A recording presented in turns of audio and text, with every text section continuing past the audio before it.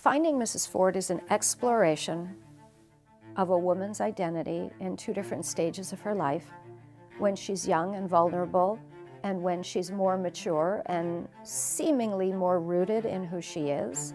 It's about the past, catching up with this woman, and bringing with it the potential to reveal secrets that she thought were long buried. A single gunshot cracks the air.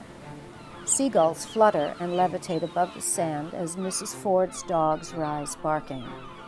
She too jumps just a little in her Adirondack chair, and her feet lose their perch on the seawall.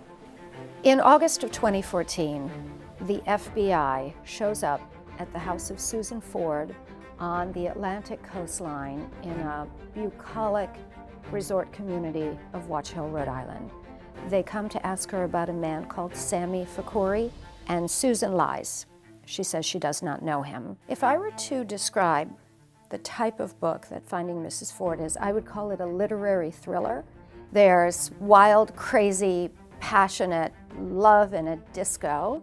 There's sweet young love, kind of the Romeo and Juliet variety.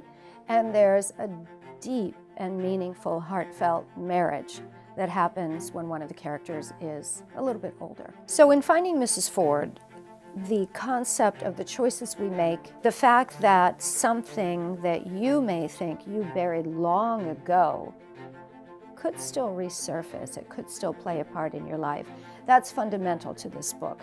We had a great time designing the book cover, and hydrangeas are all over Watch Hill, mostly blue hydrangeas, but the white hydrangea is Mrs. Ford's signature flower. I think a wide variety of readers would read Finding Mrs. Ford because there are different time periods. There's the youthful, wild, sexy, edgy, dangerous Detroit disco in the 70s when everybody's looking for something and maybe or maybe not getting it.